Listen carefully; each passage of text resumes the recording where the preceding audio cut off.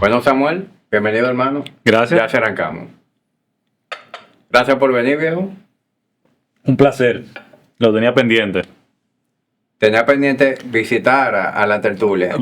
Y yo también estuve, toda que una vez con el tema de programar el calendario y demás, a veces uno como que pierde cosas de vista.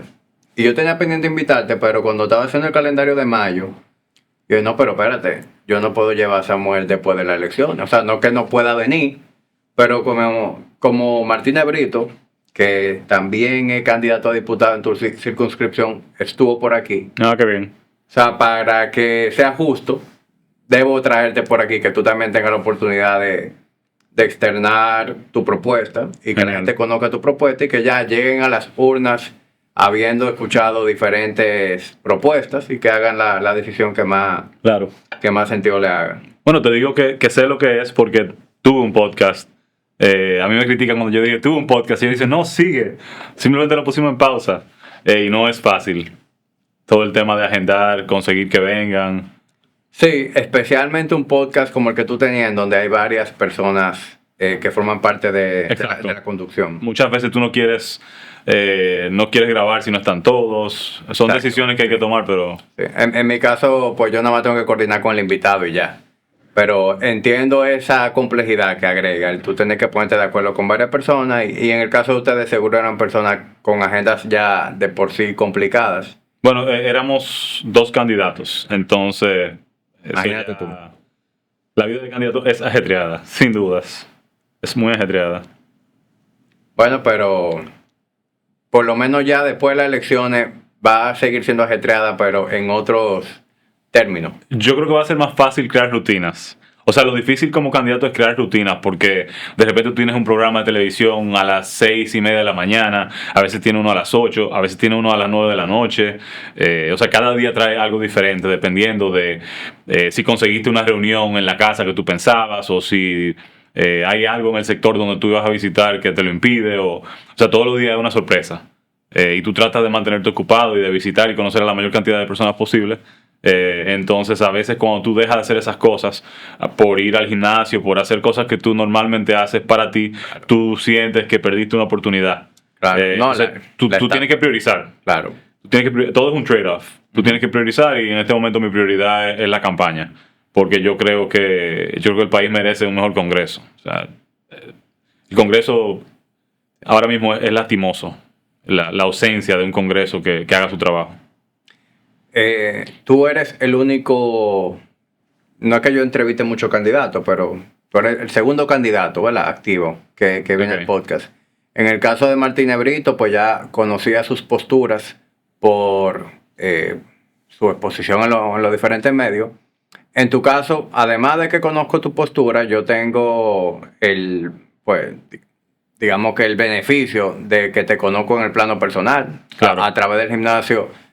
Tú siendo cliente, pues logramos compartir mucho, logramos tener conversaciones, esas conversaciones que sean naturales en el piso sobre diferentes temas. O sea que a ti yo te conozco en el plano personal. Sin embargo, me gustaría ya aprovechar para entrar un poquito en contexto, conocer un poquito sobre tu trayectoria, Okay. Cómo surge Opción Democrática, por qué tú decides iniciar en la política y por qué la diputación. Bueno, vamos a arrancar del principio. Yo nací en una familia que no es política. Incluso yo creo que durante mucho tiempo mi familia rechazó la política. Yo quizás nací distinto. Yo recuerdo, mira, yo tengo un recuerdo, y esto yo creo que yo nunca lo he dicho en un programa. Cuando yo tenía 10 años, murió Peña Gómez. Y en el Listín Diario, que en ese momento tenía un formato mucho más grande que el que tiene ahora, salió una cara de Peña Gómez que cubría las 2 páginas completas. Y yo cogí esa cara de Peña Gómez y la pegué en la puerta de mi habitación. O sea que yo creo que desde pequeño yo tenía una vocación por lo político. Pero sin dudas, lo que sí tenía desde pequeño muy claro era la vocación de lo social.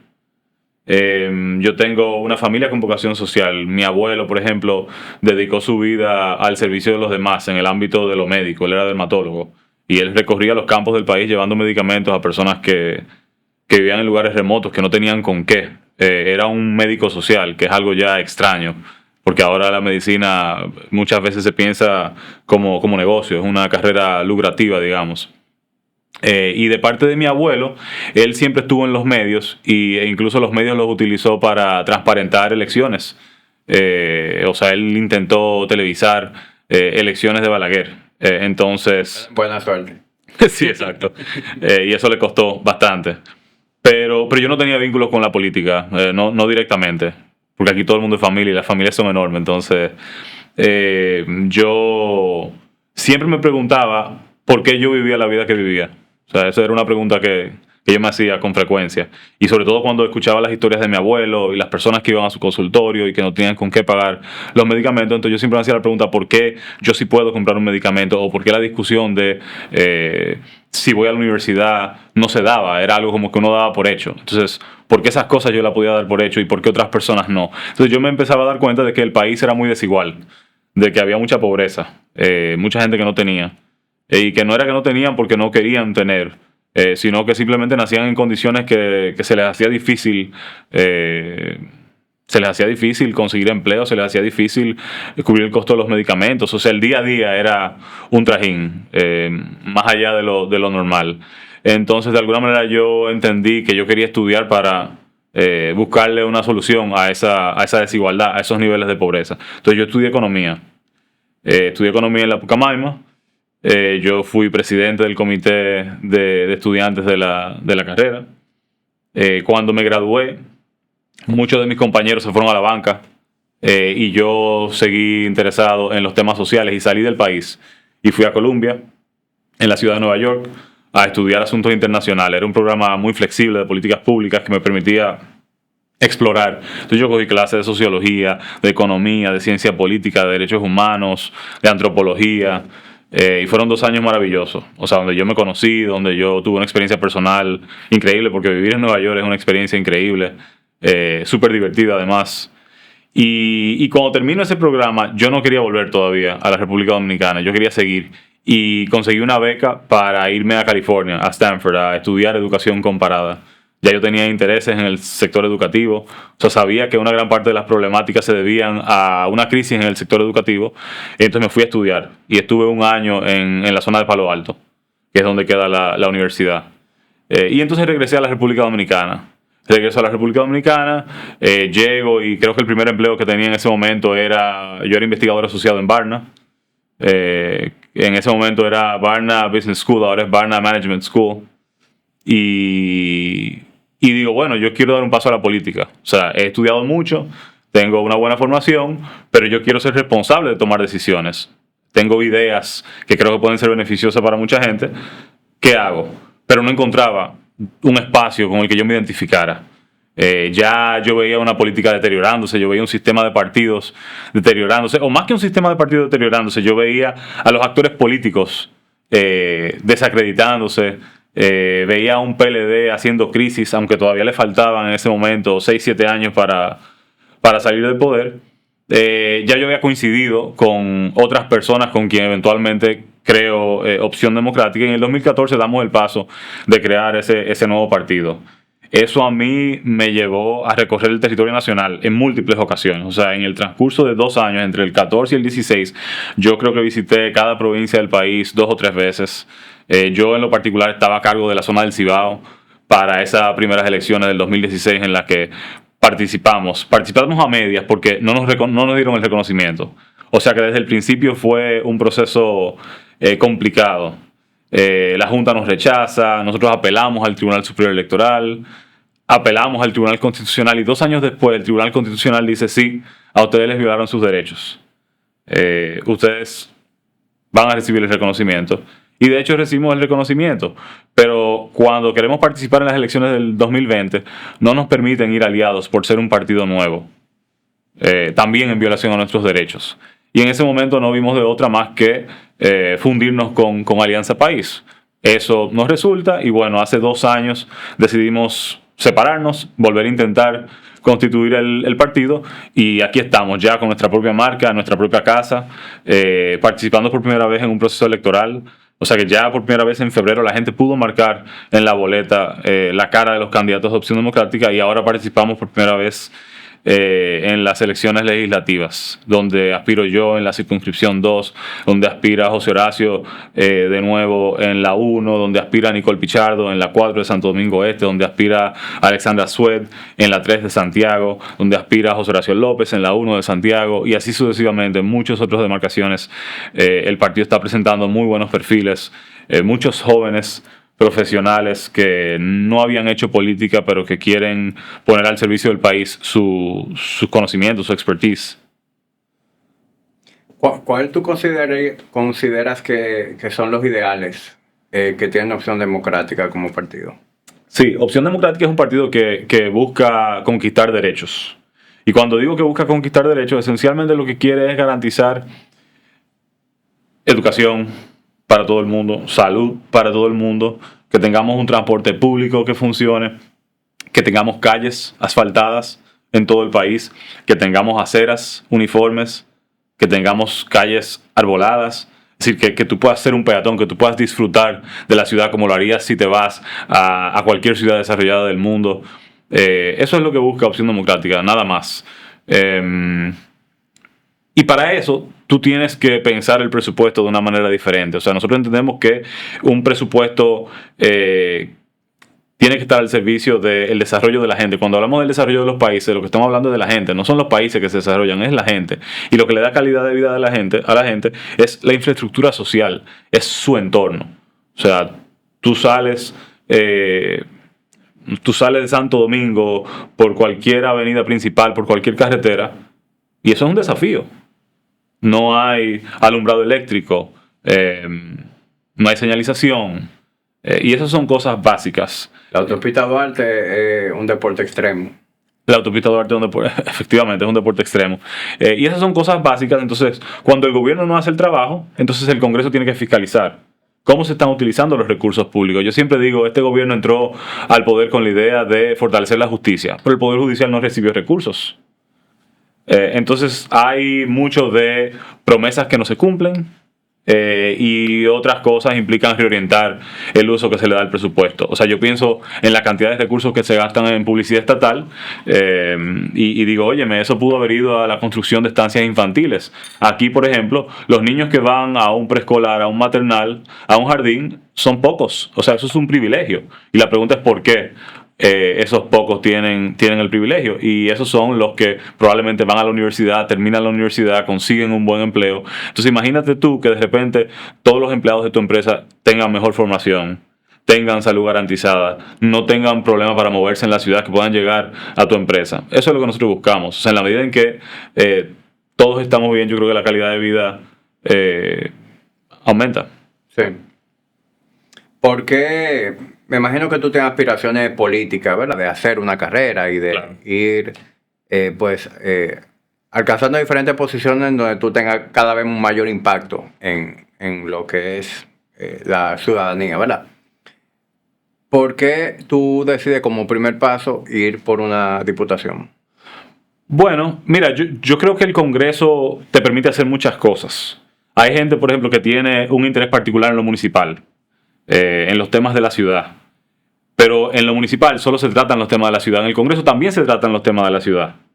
Por ejemplo, en el Congreso tú puedes empezar a legislar para que la ciudad de Santo Domingo sea más resiliente frente al cambio climático. O sea, desde el Congreso yo puedo abordar temas de la ciudad, pero puedo abordar otros temas que tradicionalmente no se tratan desde los municipios, como tema educativo, tema de salud. O sea, desde el Congreso tú puedes modificar las normas de forma tal que la convivencia en el país sea una más armoniosa, de que sea una sociedad más justa, de que seamos gente más productivos, que las leyes constituyan incentivos para buenos comportamientos, para que la empresa privada prolifere.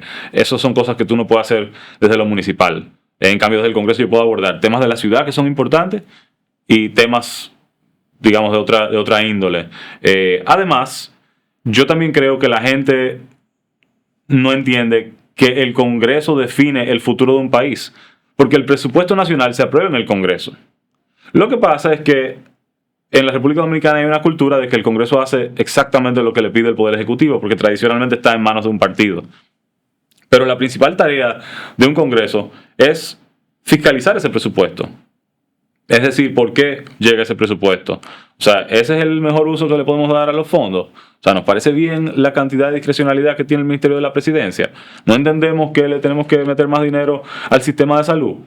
O sea, el sistema de salud no se está gestionando bien. Ok, ¿dónde está la Comisión de Salud? El Congreso juega un papel fundamental.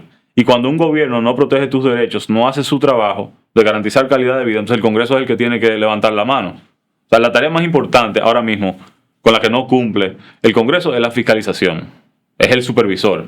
Nosotros no tenemos supervisor. Aquí los gobiernos andan de su cuenta.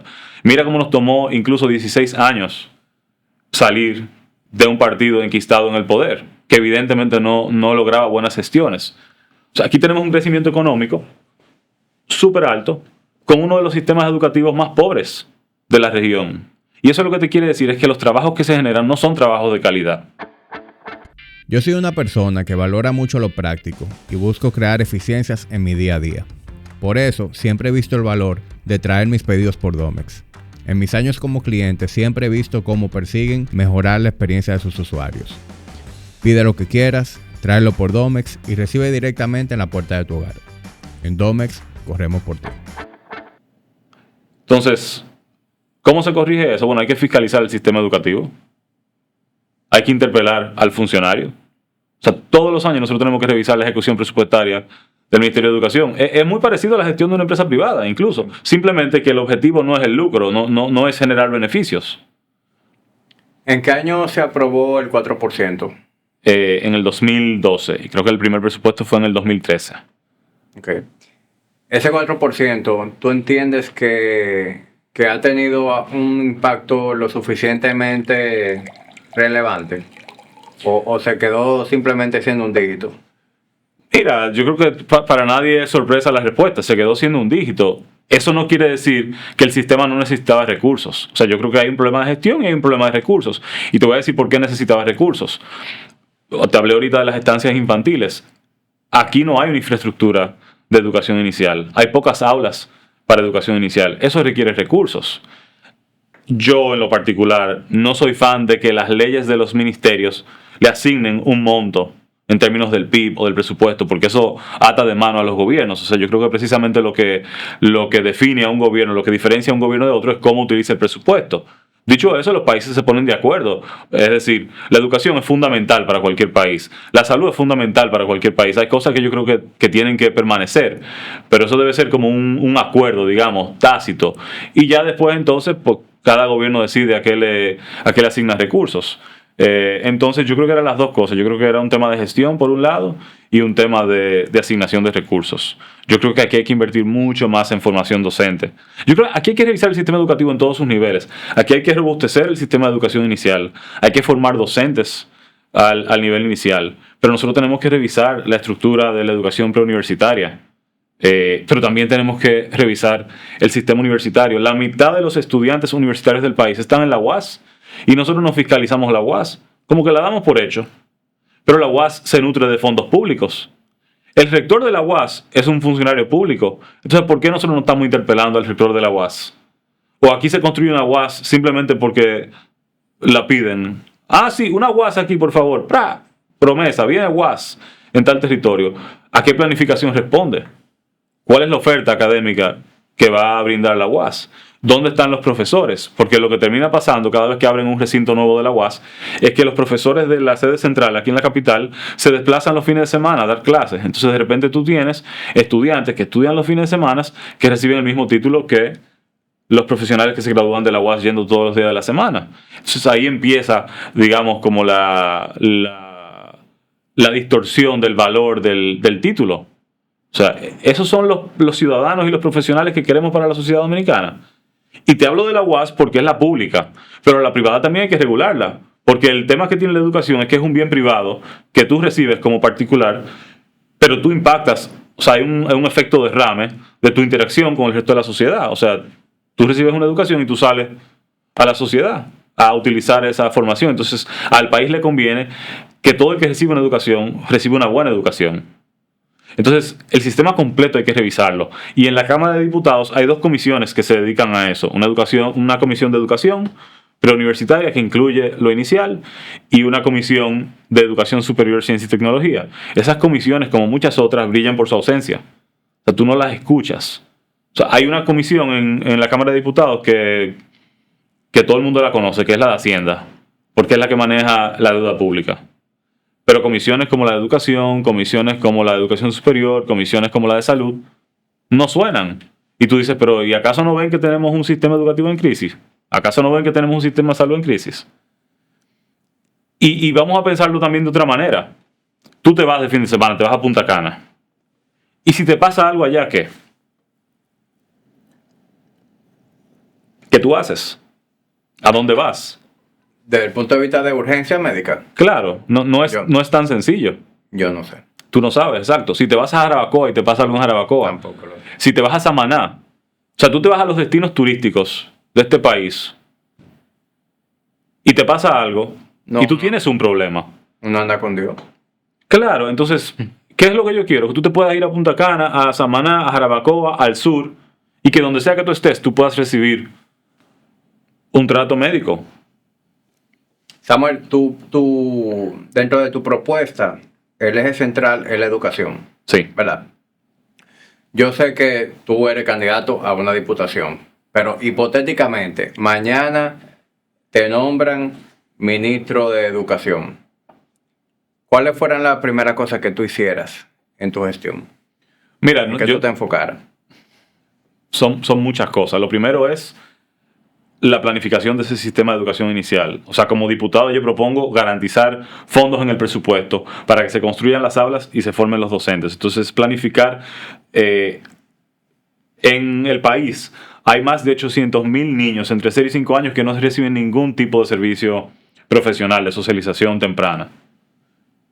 Eso son muchos niños. En el Distrito Nacional hay más de 100,000. Y cuando tú vas a mi demarcación, a la circunscripción 2, que es un monstruo, que es todo lo que está al norte de la Kennedy y al oeste de la Máximo Gómez, hasta el kilómetro 13 de la autopista Duarte, hay 3 estancias infantiles. O sea, ahí hay cupo como para 600, 700 niños. Es un poquito. Entonces, tenemos que garantizar servicios de cuidado y de educación inicial para todos, de calidad. Eso es fundamental. Pero yo creo que nosotros tenemos que robustecer la formación de los docentes. De plano. Tenemos que fortalecer la formación docente. Yo creo que hay que seguirle metiendo recursos y tiempo al ISFODOSU, que creo que es de lo mejor que tenemos, que es una institución pública, por cierto, donde se forma quienes quieren ir a las escuelas públicas.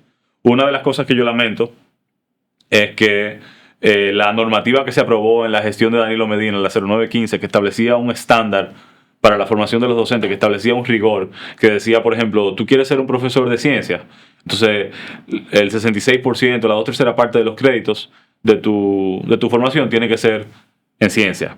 O sea, tú tienes que dominar el contenido disciplinar. Y esas exigencias, por ejemplo, esta administración, a través del Consejo Nacional de Educación, las redujo. También esa normativa exigía, por ejemplo, que la formación fuera presencial.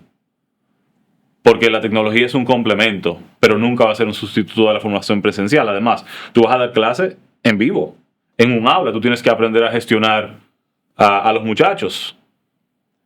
Esa exigencia se eliminó. Entonces tú pudieras, teóricamente, graduarte de un programa de pedagogía y no haber ido a una sola clase de forma presencial. Entonces, nosotros tenemos que recuperar tenemos como país ponernos de acuerdo en que queremos estándares más altos para los profesores. Pero también tenemos que asegurarnos de que ellos trabajen en condiciones dignas. Y no me estoy refiriendo a salario, esa es otra discusión. Yo estoy diciendo de adecuar los centros educativos. Aquí siempre se habla del mantenimiento. Lo que falta es mantenimiento. Yo creo que sí, que falta mantenimiento, pero yo creo que faltan esfuerzos iniciales más intencionados. Es como el asfaltado de la calle. No es falta de mantenimiento lo que le falta a las calles. O sea, cuando tú ves que asfaltan una calle y a los 3 meses tiene hoyo, eso no es falta de mantenimiento, es que no se asfaltó bien. Entonces hay muchos males de fondo que tienen que ver con la debilidad completa del sistema. Y en la medida en que tú vas fortaleciendo todos los niveles de educación, tú vas a ir generando mejores profesionales. Yo creo que hay que fiscalizar la UAS. Mientras en el ISFODOSU, que te mencionaba hace un ratico, se gradúan 5,000 personas al año, en la UAS se gradúan 25,000. Pero a la UAS no le hacemos caso. Y la UAS se ha convertido como en un mini estado, al servicio del poder de turno. donde las campañas electorales, las campañas de la UAS para elección del rector parecen una campaña más de un senador de una gran provincia. O sea, cuando tú ves eso, tú sabes que esa universidad no está haciendo lo que tiene que hacer. Y tú dijiste, bueno, vamos a poner la parte económica al lado, pero no deja de ser una parte también esencial, porque claro. No es una carrera que a mucha gente le resulte interesante explorar, aunque tenga vocación hacia la educación. El simple hecho de saber que tú no vas a poder tener un ingreso digno hace que tú explores otra opción automáticamente. Falta desarrollar una carrera. O sea, cuando tú buscas un trabajo, tú no solamente ves el salario con el que tú inicias, tú ves cómo tú puedes ir creciendo dentro de la carrera. Y ese es parte del problema. O sea, aquí los aumentos se dan fruto de una relación muy tóxica entre el ministerio y la Asociación Dominicana de Profesores, pero no porque hay una carrera pensada para que los profesores puedan crecer dentro del aula sin tener que ocupar un cargo administrativo. Entonces, eso falta. Dicho eso, los salarios han aumentado. Lo que pasa es que aumentaron sin mejorar las condiciones y sin aumentar las exigencias. Entonces ahora es difícil frenarlo. Frenar a esas personas que protestan, porque yo no creo que esas personas que protestan, que paralizan las clases, que ponen en jaque el derecho a la educación, son representativos de todos los profesores. Entonces es un sinnúmero de factores que hay que tomar en cuenta para que real y efectivamente podamos tener un sistema educativo más robusto. Nosotros tenemos que facilitar la entrada de profesionales formados al sistema educativo. O sea, por ejemplo, si tú eres un ingeniero que tienes años de ejercicio y dices, mira, yo quiero dedicar estos años de mi vida a dar clases de matemática o a dar clases de física, nosotros deberíamos poder ingresar, darle unas pruebas, evaluar que tiene las condiciones y permitir que entre. Y darle formación pedagógica en el camino para que vaya mejorando sus metodologías de enseñanza-aprendizaje, pero no decirle, tú tienes que hacer un curso de habilitación docente de 6 meses, lo perdiste. Entonces nosotros tenemos que buscar mecanismos para permitir que profesionales ya formados también puedan insertarse en el sistema educativo. Nosotros tenemos que enamorar a la gente del sistema educativo. Tú decías con toda razón que ya la gente no quiere estudiar. Esa es la evidencia de lo grave que es la crisis. Antes, hace 10 años, habían becas y la gente hasta por la beca iba a estudiar educación, pero ya ni con becas. O sea, hay becas para las personas que quieren estudiar educación y se quedan desiertas las becas, o sea, nadie las procura. Entonces, cuando dicen, no, vamos a entrar 30,000 niños a las aulas entre 3 y 5 años, yo me pregunto, ¿de dónde van a salir? O sea, ¿dónde están los profesores? ¿Ya están listas las aulas? Porque aquí de anuncio, aquí parece que los políticos viven de anuncios. Entonces, así como hay fact-checking para los discursos, yo creo que un poco el ejercicio del Congreso es ese, es como una especie de fact-checking. O sea, yo te mantengo de pie como gobierno. O sea, el Congreso está llamado a ser un mecanismo de control, un contrapeso para evitar los excesos. Incluso un gobierno que tiene buenas intenciones debería ver con buenos ojos a un Congreso que hace su trabajo, porque si yo como gobierno someto un proyecto al Congreso que tiene la intención genuina de mejorar la calidad de vida de la gente, esos 190 ojos lo que van a hacer es devolver un proyecto de más calidad todavía. Te van a decir, mira, aquí le falta, o esto pudo ser mejor. Entonces a todos nos conviene. Entonces por eso es tan importante que dividamos el voto. O sea, antes tú tenías que votar por personas del mismo partido en diferentes niveles. Tenías que votar por un diputado, por un senador del mismo partido. Ya no, ahora tú puedes votar por un presidente de un partido, por un senador o una senadora de otro y por un diputado o una diputada de otro partido. Cada uno puede ser diferente. Y eso es saludable. Porque nosotros, por ejemplo, nos quejamos del alto costo de la vida. Porque aquí se aprueban préstamos en automático, sin estudiar para qué son, simplemente porque vienen del gobierno y como es mi partido, entonces apruebo.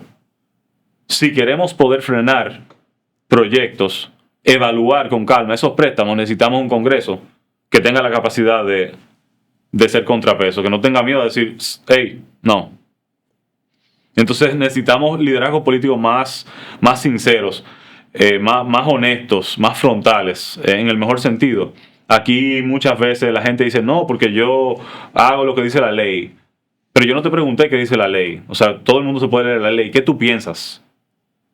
Porque la ley existe porque tú eres legislador. O sea, tu trabajo es hacer las leyes. O sea, la Constitución existe porque tenemos legisladores. Entonces necesitamos más legisladores, candidatos que te digan, esto es lo que yo quiero, independientemente de lo que diga ahora la ley. Porque tú vas al Congreso en parte a legislar. El día pasado grabé con Mario Dávalo. No sé si tú conoces a Mario. Sí. Y hablábamos de temas sociales. Y Mario me dijo algo que me he quedado... cada vez que surge el tema, pues me viene esa idea a la cabeza. Y él me decía, mira, Hamid, aquí en este país hay problemas que son estructurales y hay problemas que son conductuales. ¿Cuántos de los problemas que tenemos nosotros como sociedad se resolverían con el simple hecho de tú agarrar gente de Suiza y ponerla en República Dominicana? Mira, yo creo que ese es el approach equivocado.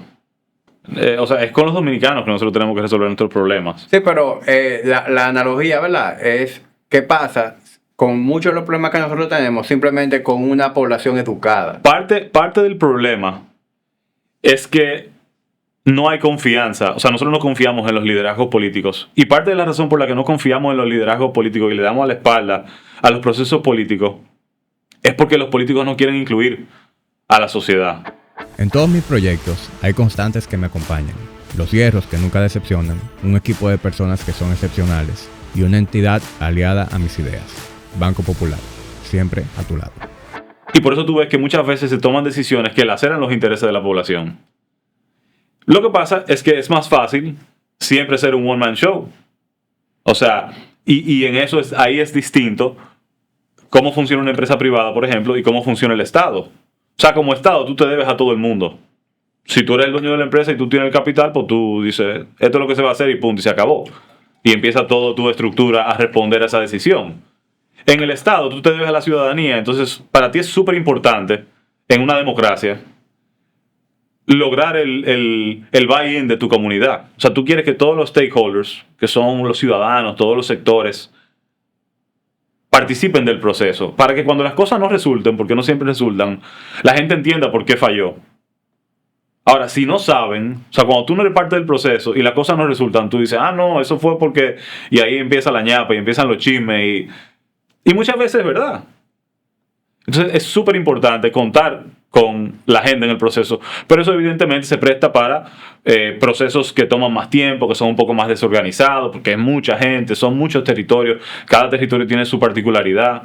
Entonces, por eso yo creo que uno de los grandes desafíos que tiene un gobierno que quiera transformar a la República Dominicana es una visión cohesionada. O sea, tú ahora mismo tienes, como en todos los gobiernos y en todos los partidos, mucha gente buena, pero son gente salteada. Y tú tienes gente que piensa A y gente del mismo equipo diciendo que lo que hay que hacer es B. Y salen los dos a hablar al mismo tiempo. Hay que hacer A, hay que hacer B. Y tú dices, bueno, pero ustedes no son del mismo equipo. ¿Cuál de los dos es? ¿A o B? Nosotros necesitamos un tren de gobierno que empuje una visión. Y yo creo que hay que tener una visión para que los esfuerzos pequeños, los cambios pequeños, construyan en esa dirección. De lo contrario, es muy fácil tú estar cambiando cosas sin realmente construir nada. Como es que dicen, no es lo mismo, no confunda la actividad o el movimiento con el progreso. Tú puedes ocupar tu agenda de cosas y no sumar, no acercarte a tu objetivo. Tú puedes estar... Entonces, parte del problema es que aquí no estamos pensando en la dirección en la que estamos construyendo. Aquí no estamos peleando por ser el que decide. Pero no estamos pensando si las decisiones que se están tomando son las decisiones que van a conducir a una República Dominicana donde todos esos derechos estén garantizados. Donde la gente ya de repente no tiene que irse a Madrid o no tiene que irse a Nueva York a disfrutar de las cosas que pudiéramos tener aquí. No es que van a dejar de viajar, no.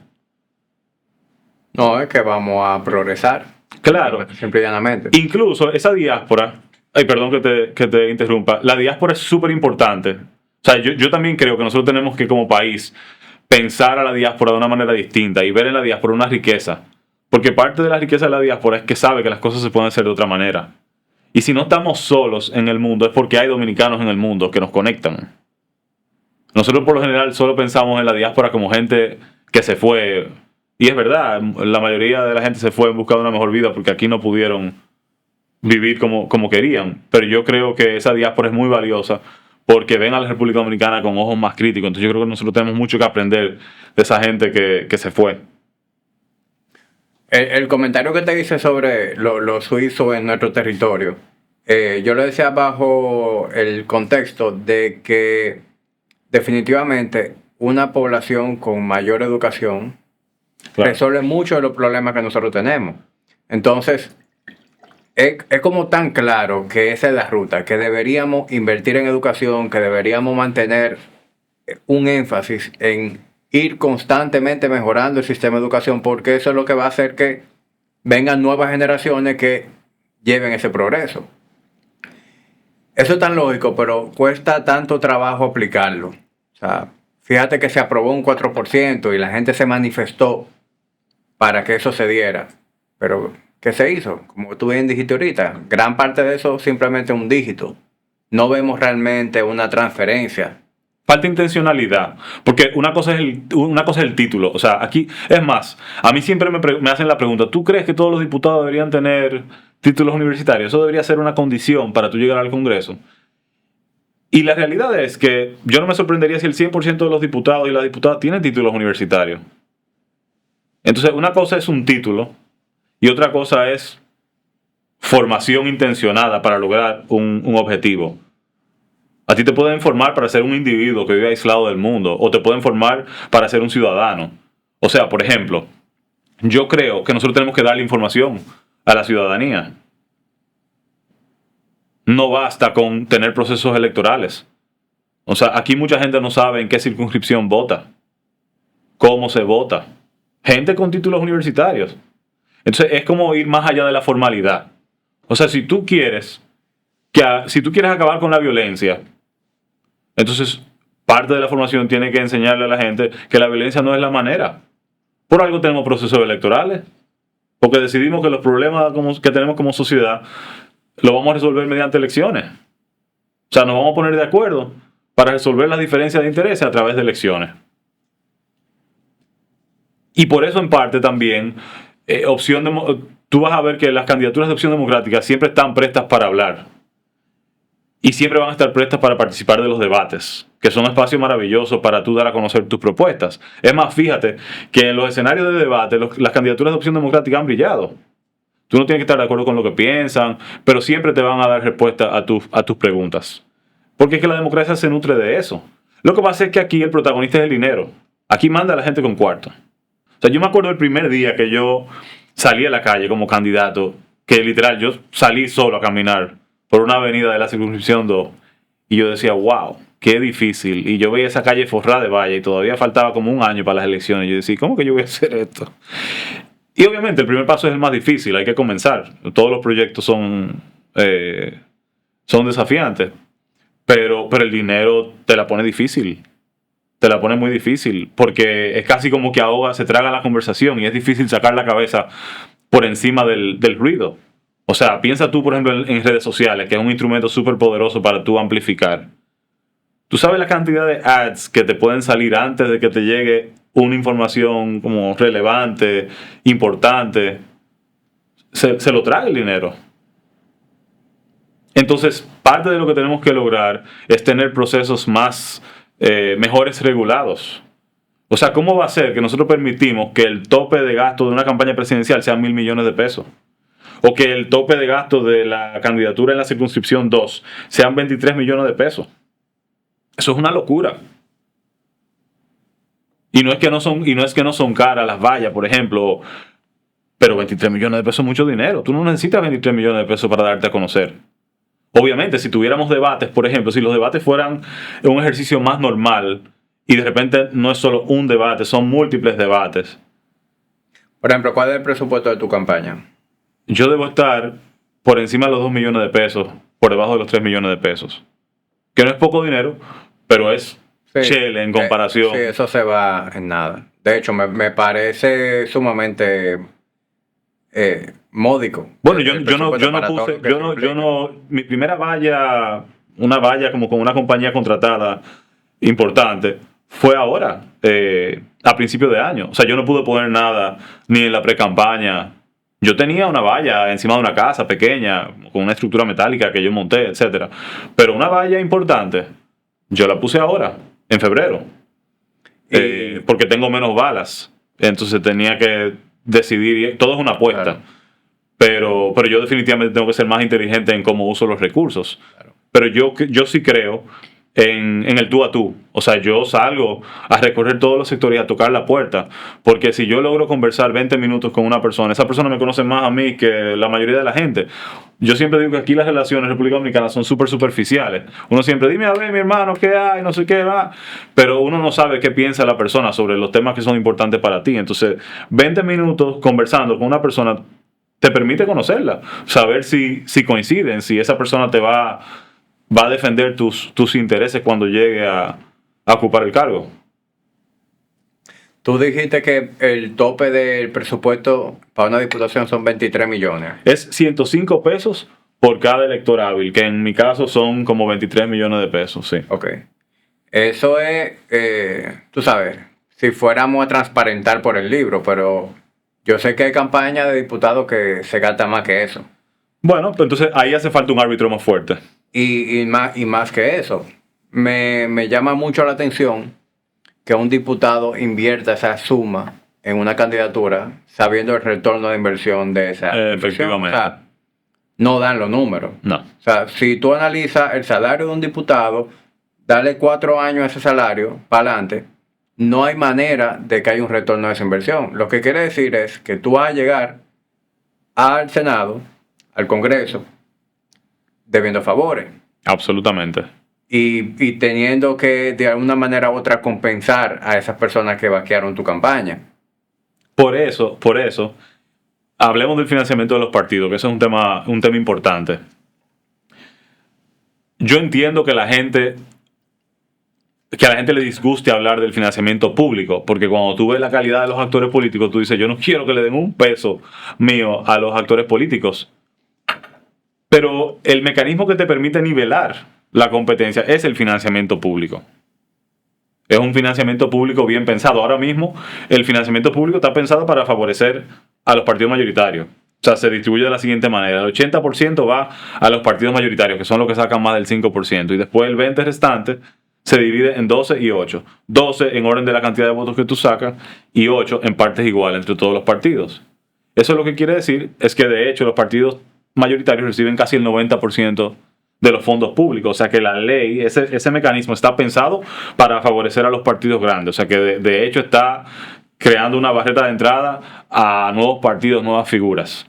Y después tú tienes un financiamiento privado poco regulado.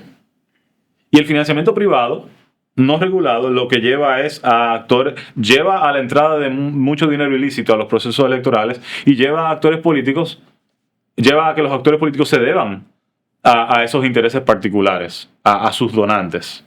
Entonces, las democracias más robustas, más fuertes, son en realidad las democracias que solamente tienen financiamiento público. O que le ponen un cap muy bajo al financiamiento privado y que todo está regulado. Tu tiempo en la televisión es exactamente igual. O sea, cada uno tiene 5 minutos a la semana en televisión. Si hay un cartel en la carretera y son 6 candidatos, ese cartel está dividido en 6 pedazos. Entonces tú tienes que ser muy inteligente en cómo tú utilizas ese espacio que tú tienes, porque tú estás compitiendo. O sea, cada quien tiene el acceso al mismo tiempo, al mismo espacio. Ese sería un sistema de financiamiento muy beneficioso para la sociedad. Aquí tenemos el peor de los sistemas. Tenemos el público, como te dije, pensado para los grandes, y un privado no regulado. Entonces, por eso es que son costosas las elecciones.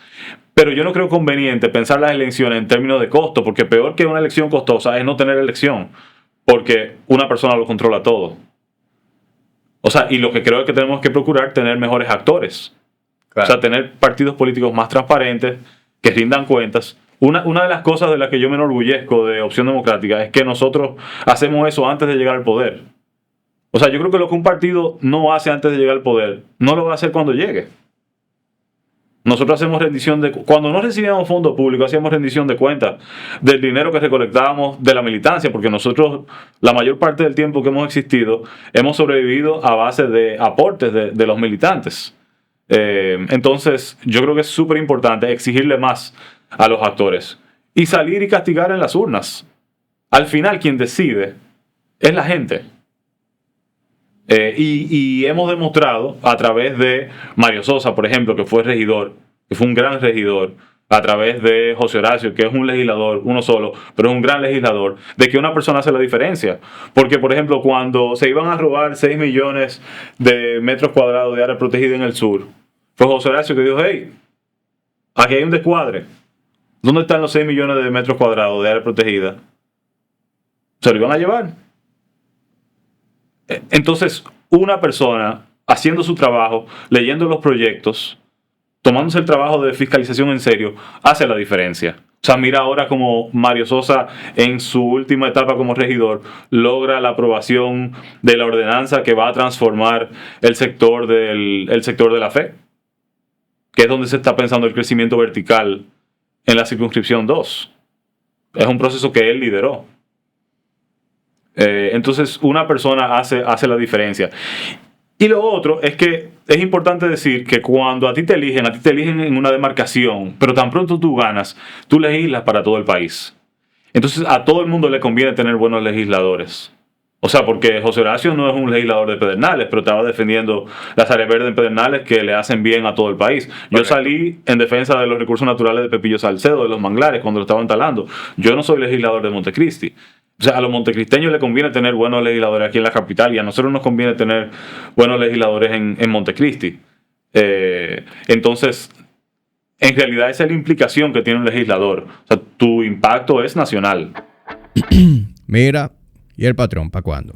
Si tú eres una persona que se toma su fitness muy en serio y tú quieres formar parte de una comunidad de personas que no tan solo están comprometidas con su estilo de vida, sino que desean tener acceso a un programa de entrenamiento semanal diseñado por mí, visualizar esa rutina en una aplicación y contar con videos tutoriales, disponer de guías de alimentación y estilo de vida, he creado una nueva suscripción justo para ti. De igual manera, si estás interesado en simplemente apoyar a la tertulia, encontrarás otras alternativas de menor compromiso. patreon.com/Hamid Yaryura. Entonces, si todo el mundo supiera eso, yo creo que también se tomara el proceso de votación mucho más en serio, o no dejara de acudir a las urnas, porque hay mucha gente, y gente incluso que tiene educación, que tiene formación, que no va a votar, porque no entiende las implicaciones de un Congreso. O sea, si aquí no tenemos una legislación que nos protege frente a los fenómenos meteorológicos, es porque el Congreso no hace su trabajo. O sea, aquí tenemos, para que tú tengas una idea, aquí hay un problema de agua potable en el país. O sea, muy pocos hogares reciben agua potable muy poca gente recibe agua potable en su casa todos los días de la semana. Y hay mucha gente que lo que hace es que la compra. Que cuando dice que la recibe es porque compra agua de camión. Y tú tienes candidato en mi circunscripción del partido oficialista moviendo camiones de agua diciendo, si votas por mí te doy agua gratis. Ese es el anuncio. O sea, ese es el tipo de política que hacen. Y esas son las personas que controlan los procesos políticos en el Congreso. Los grandes gestores de la política. Sí, el sistema está muy podrido. Claro. Está muy podrido el sistema, la manera en que funciona.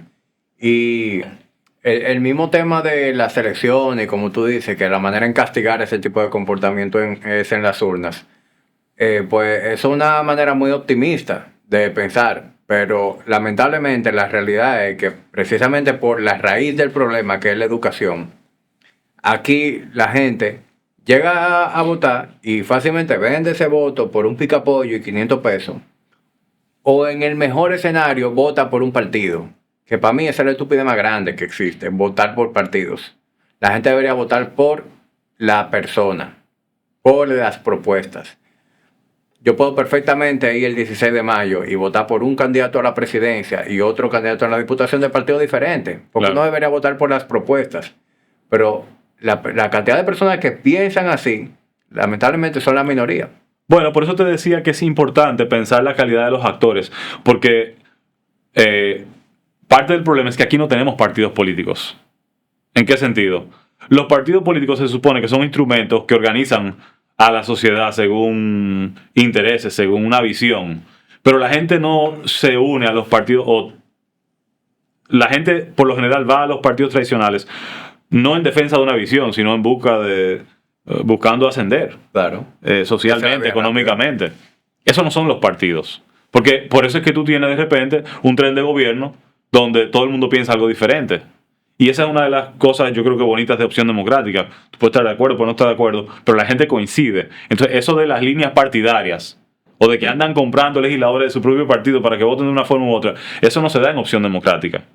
Porque la gente llega coincidiendo. Entonces, yo creo que es importante saber definir a un partido, saber qué piensa un partido.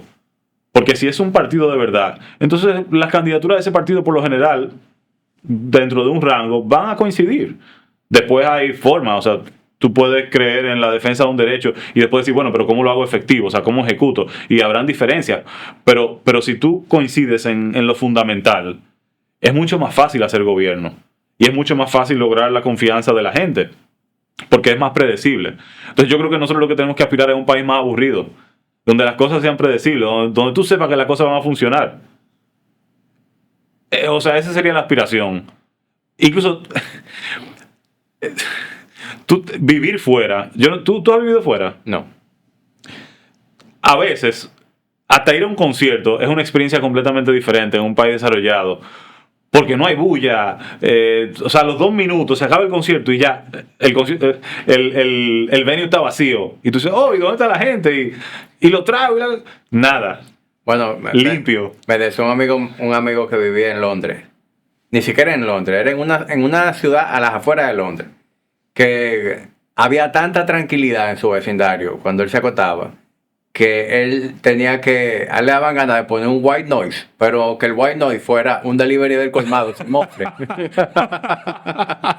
Demasiada paz. Bueno, yo viví casi 5 años en Los Ángeles y la gente no me lo va a creer, pero a las 8:30 de la noche Los Ángeles está muerto. Sí. Salvo algunos sectores, Sí. o sea, algunos sitios específicos que, ¿verdad?, que son conocidos por su nightlife. Pero Los Ángeles está muerto. Ahora, Los Ángeles arranca temprano y tú tienes gente a las 5 de la mañana en los trails, escalando, haciendo ejercicio, una vida súper saludable. Uh-huh. O sea, hay calidad de vida. Sí. Y eso, o sea, parte de lo que implica ser predecible es eso. El orden. El orden, exacto. En el mejor sentido. Que cuando las cosas no funcionan, tú sabes por qué no funcionaron y es más fácil entonces resolver el problema. Ah, mira, falló esto. Nítido, voy para allá.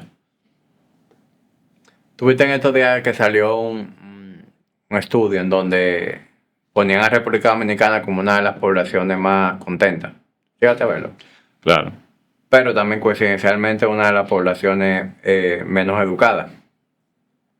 Sin educación, sin salud, el tránsito es un caos. O sea, Entonces, ¿somos felices por lo ignorantes que somos? A lo mejor.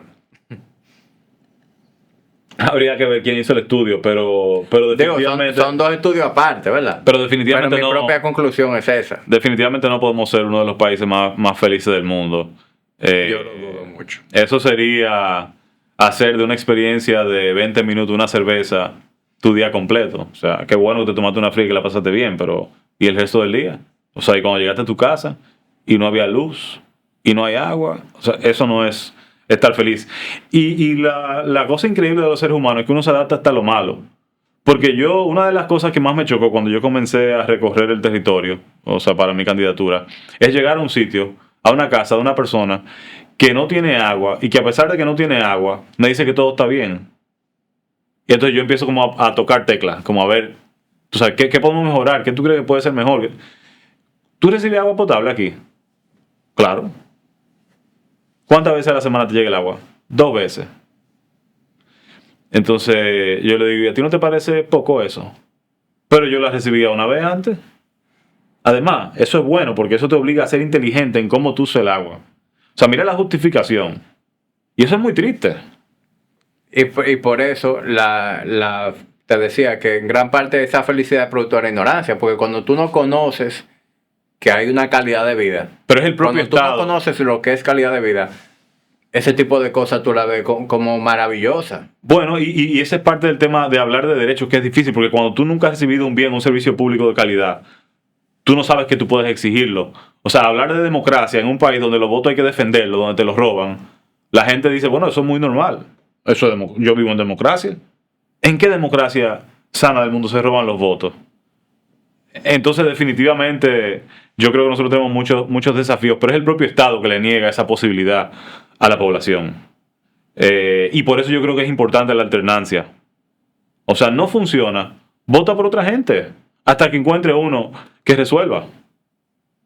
Y cuando no funcione, vuelve y vota. Y por eso yo creo que las elecciones del 20, independientemente de quién ganó, fueron importantes. Porque yo creo que después del 2020 la gente se sintió mucho más responsable del proceso.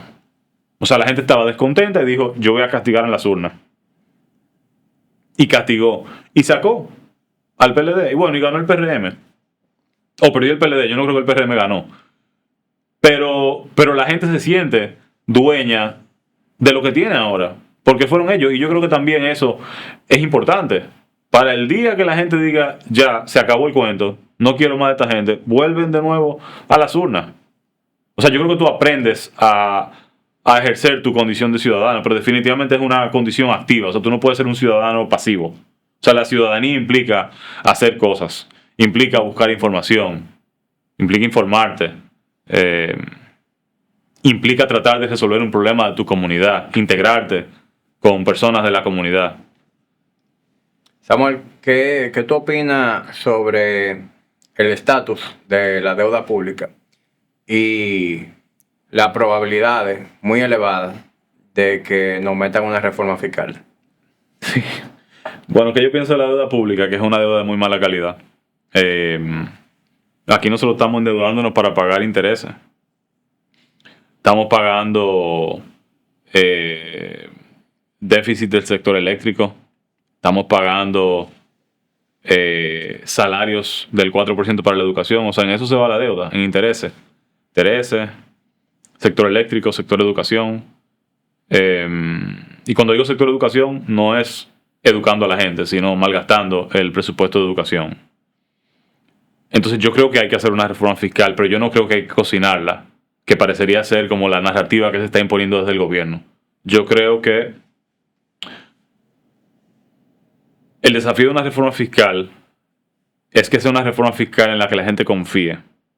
Y te decía ahorita que un proceso democrático tiene que implicar a la gente. O sea, la ciudadanía tiene que entender qué decisión se está tomando respecto a una reforma fiscal para que la asuma. Yo creo que nosotros deberíamos tratar de procurar tener contribuyentes activos. Por ejemplo, cuando yo llegué a los Estados Unidos, yo pagaba impuestos allá, yo llenaba una declaración. Una vez al año yo me metía en TurboTax y en media hora yo resolvía. Y eso no era complicado y yo no tenía miedo. Aquí la gente le tiene miedo a la DGI. Yo creo que nosotros tenemos que procurar que la gente quiera pagar sus impuestos porque sabe que cuando lo paga va a recibir todos esos servicios, todos esos bienes y servicios públicos de los que hemos hablado. Entonces, antes de hablar de crear impuestos, aquí hay que dar ejemplo. Hay que repensar el gasto público. Además, yo creo que aquí no hay que cobrar nuevos impuestos porque aquí hay mucha evasión. O sea, casi el 60% del impuesto sobre la renta para personas jurídicas no se recauda. Y creo que en torno al 55% del impuesto sobre la renta para personas físicas no se recauda. Pero además, aquí hay exenciones fiscales que tenemos que revisar. O sea, al principio yo te decía que aquí tenemos un modelo de desarrollo económico, o sea, un modelo de desarrollo económico donde se crece, teniendo uno de los sistemas educativos más pobres de la región y del mundo. Entonces no debe ser sorpresa que los sectores que proliferan en la República Dominicana son los pocos sectores que tienen exenciones fiscales y que generan empleos de baja calidad, que son zonas francas y turismo, que son sectores que por lo general conducen a trabajos explotadores. Porque cuando tú no tienes un sistema educativo robusto, la forma de tú crecer es explotando. Esa es la realidad. Yo no estoy diciendo ni que hay que acabar con la zona franca ni que hay que acabar con el turismo. Yo creo que hay que hacerlo mejor. Que sea un turismo más sostenible y tratar de que las empresas que se instalen en los parques industriales sean empresas que agreguen más valor para que puedan pagar mejores salarios, para que todo el mundo esté mejor. Pero nosotros tenemos que pensar a cuáles son los sectores que queremos darle un empujón. O sea, cuáles son los sectores que vamos a apostar, qué apalancamientos productivos generan esos sectores, por qué lo estamos impulsando. Y esas discusiones las tenemos que tener. Y yo no creo que esas discusiones se pueden tener en 3 o 4 meses. O sea, antes, la gente siempre se refiere a la reforma fiscal de Balaguer como el gran ejemplo, pero no es lo mismo el escenario político de Balaguer, donde él controlaba todo a principios de los 90. Con una macotica. Exacto, que ahora. O sea, el país cambió. Antes eran 3 líderes políticos y unos pocos empresarios. Ahora hay muchos empresarios y un sinnúmero de actores políticos. Son 190 diputados y diputadas que hay que poner de acuerdo. Los sectores, los agentes productivos están mucho más empoderados, juegan un papel más importante, incluso en la vida del Congreso. Hay un lobby fuerte en el Congreso de los agentes productivos. Entonces, yo creo que sí, que hace falta una reforma, pero esa reforma tiene que servir para que pensemos el país que queremos. O sea, ¿cuál es el país que queremos tener en 30 años? Esa reforma tiene que movernos en esa dirección. No es simplemente una reforma porque sí. Entonces, hasta que no se dé esa discusión de cuál es el país que queremos, o sea, cuáles son los mínimos, los acuerdos mínimos, yo no la veo. O sea, va a dar trabajo. Me temo que ellos se van a ver obligados, el gobierno que gane, a proponer una reforma como tipo parche, muy fragmentada. Y no deberíamos únicamente quedarnos en hablar de reformas fiscales. Yo creo que aquí se deberían tomar medidas serias en reformar el gasto público también. Y en reformar la cantidad de instituciones aquí que se solapan una con otra y de botella y de ineficiencias operacionales. Bueno, por ejemplo, cuando yo presenté mi propuesta de las estancias infantiles, yo presenté una propuesta de financiamiento y fue la eliminación del PROPEP y el traspaso de los fondos que manejaba PROPEP a las estancias infantiles. Porque ahora mismo tú tienes un PROPEP, un Ministerio de la Presidencia con mucha discrecionalidad, donde se hacen proyectos que ya se manejan desde las instituciones correspondientes. Entonces, en realidad, esas instituciones lo que hacen es que diluyen el trabajo de los ministerios. Disfruta de conexión de más para todo y en todo momento. Cámbiate a Altiz y activa tu plan postpago con 21 GB y 21 apps libres. Por tan solo 500 pesos por 6 meses y acceso a roaming en más de 65 países. Así de simple, en Altiz, la red global de los dominicanos. Y genera, como tú dices, se andan pisando los pies. Hay que terminar con eso, claro que sí. Hay que poner las instituciones a funcionar. Y el Congreso es fundamental. De lo contrario, tú lo que tienes es un gobierno que anda de su cuenta. O sea, es precisamente por eso que hace falta un Congreso que se siente a pensar el país. No son decisiones sencillas. O sea, cuando tú entras en la onda de vamos a eliminar instituciones, a uno se le puede ir la mano. O sea, por ejemplo, tú piensas en educación. Tú pudieras tener un ministerio donde tú tienes 3 viceministerios, uno de educación inicial, uno de educación preuniversitaria, escolar y un viceministerio de educación superior. Y eso tendría sentido, porque incluso los momentos difíciles de la vida de un estudiante son los momentos en que transiciona de un nivel a otro. Y en esas transiciones tú pierdes a muchos estudiantes, sobre todo en un país como este, muy pobre, donde tú tienes familias incluso que se ven obligadas a poner a sus hijos a trabajar para generar recursos para la familia. Pero eso no significa que tú no puedes tener un buen sistema educativo con 2 ministerios. Entonces, al final también uno juzga en base al resultado. O sea, si las cosas funcionaran, la discusión no fuera de si el Estado es grande o pequeño. O sea, el grande o pequeño es relativo. Entonces, lo que tenemos que procurar es un Estado que funcione. Ahora mismo lo que hay es un Estado enorme. Incluso el propio gobierno, que supuestamente era un gobierno que quería eficiencia, no sé qué, ha crecido la nómina pública. Hay 100,000 empleados públicos más que en la administración previa. Entonces yo no sé si es que yo no sé definir eficiencia. No, eso no es eficiencia por parte. ¿Me entiendes? Burocracia cero, no sé qué. Perdóname, pero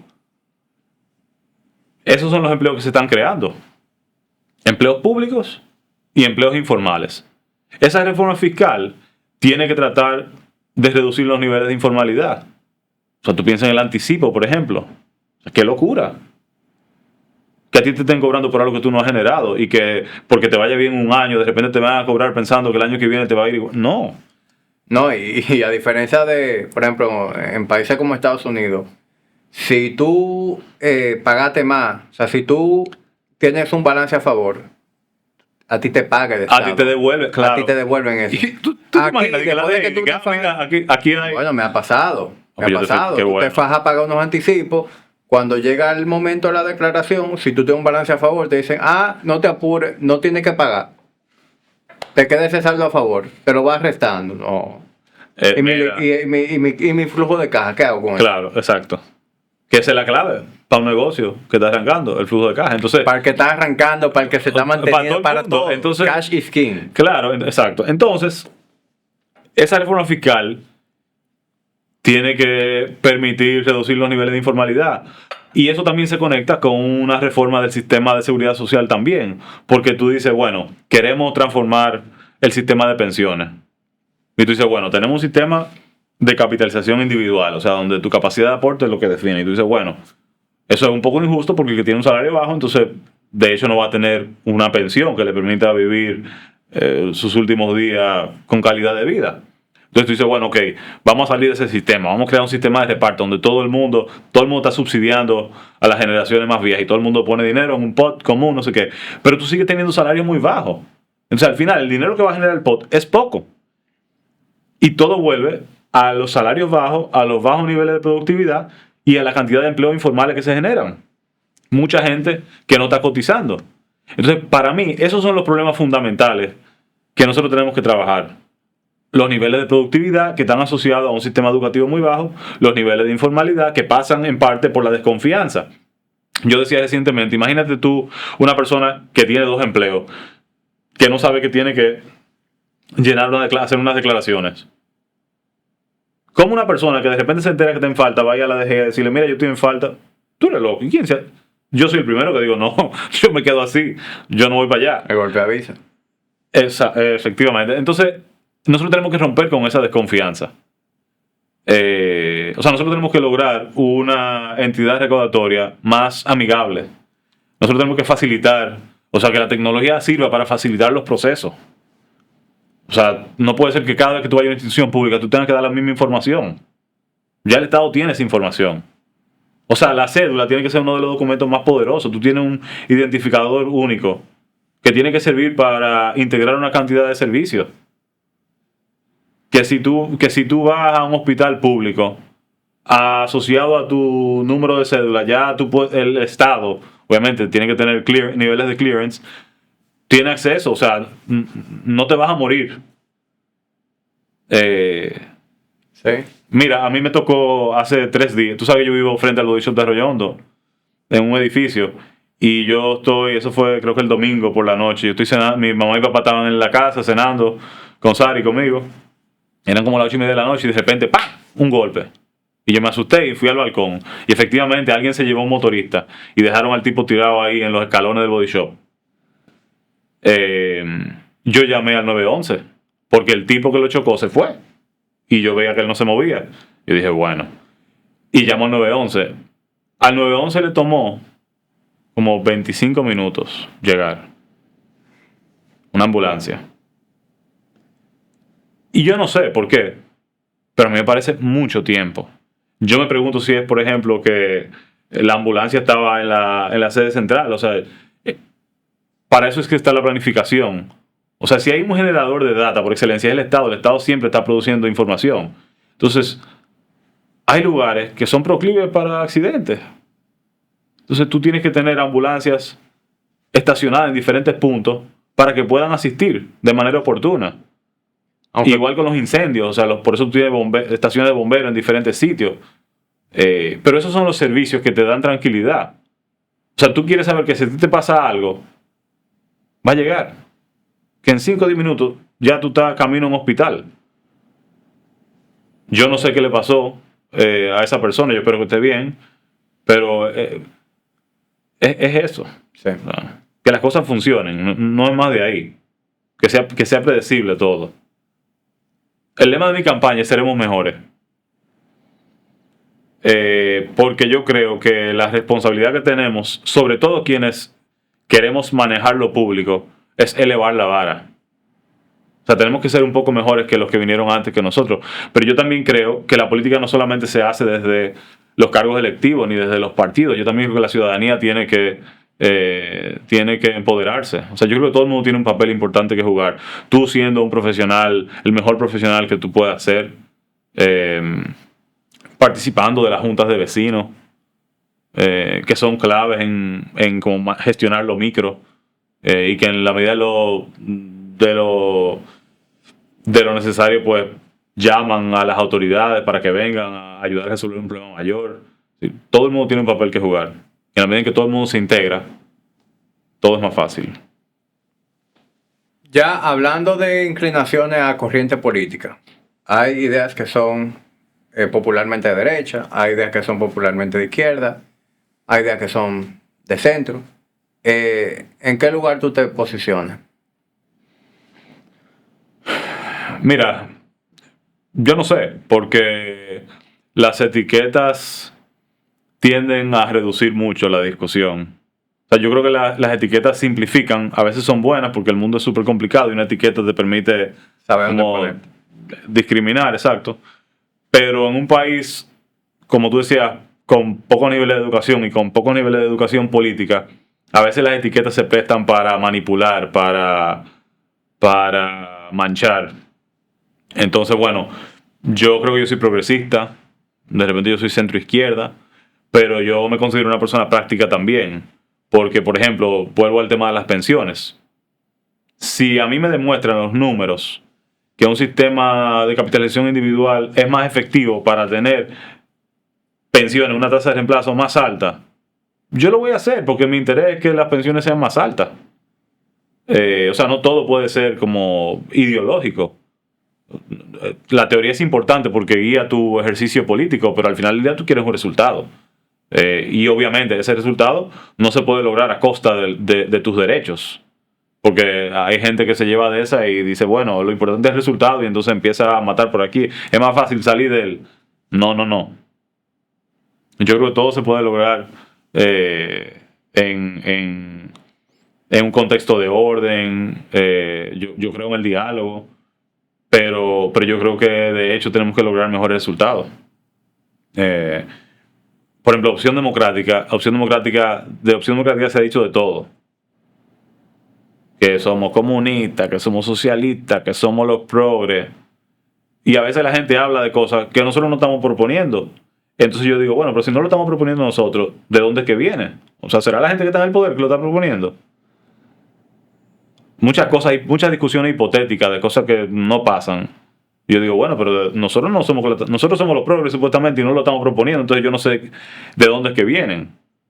De hecho, muchos de los partidos, por ejemplo, que supuestamente son pro empresa, pro sector privado, son los que están abultando la nómina pública, que al final la cera la posibilidad de tener un sector privado robusto.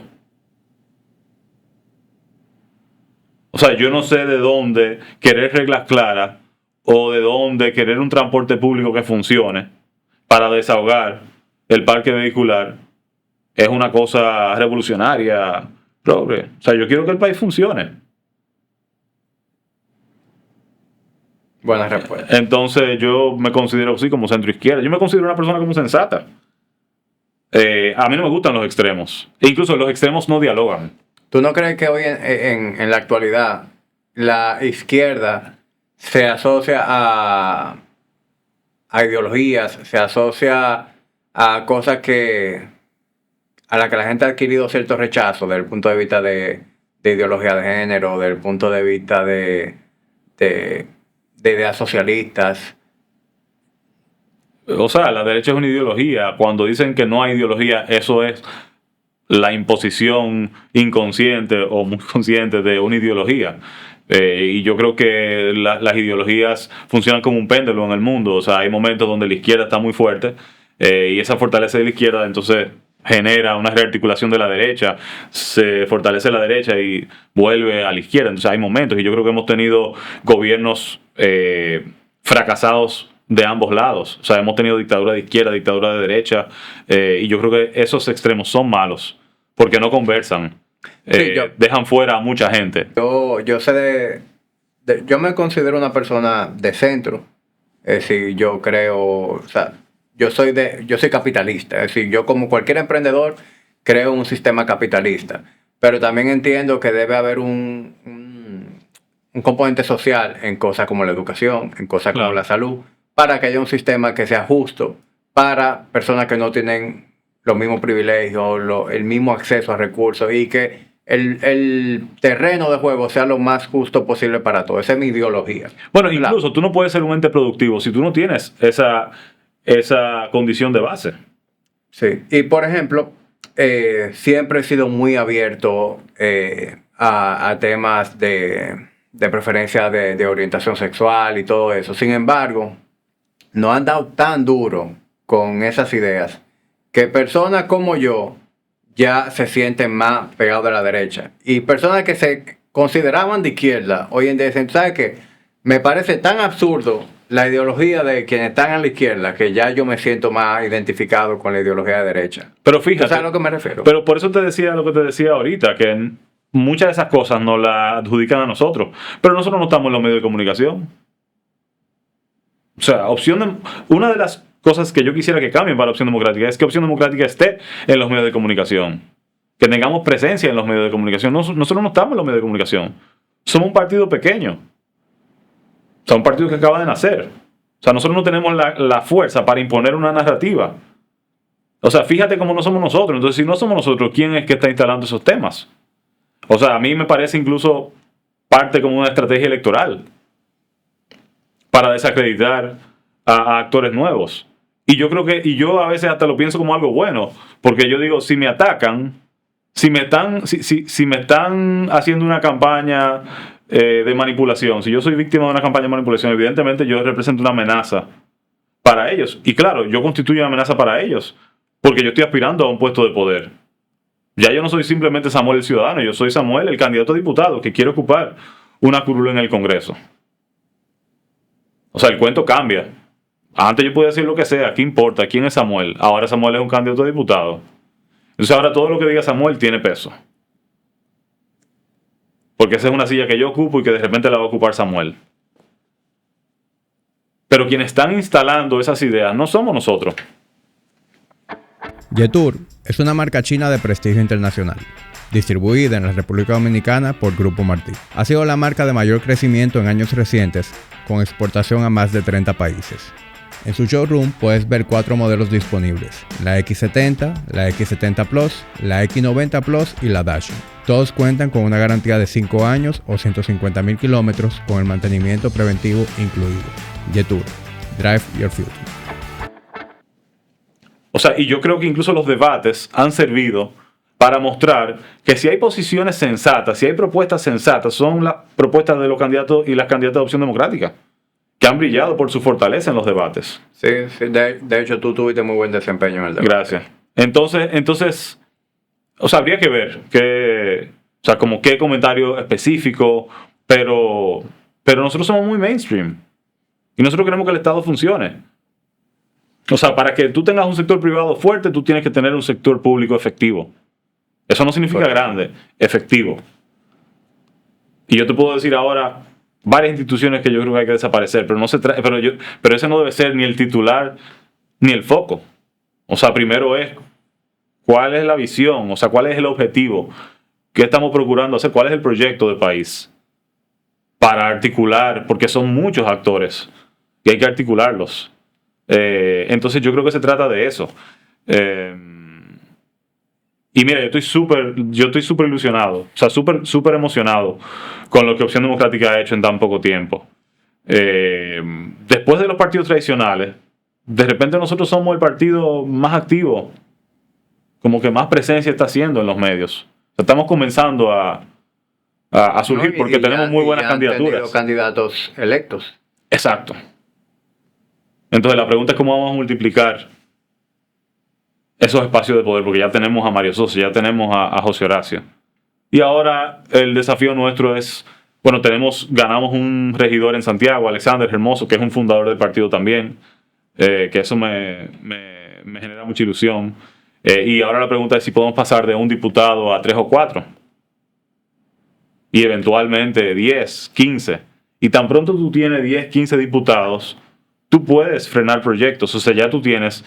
La Cámara se distribuye el trabajo en comisiones. Y hay tantas comisiones como ministerios hay. O sea, comisiones permanentes como ministerios hay.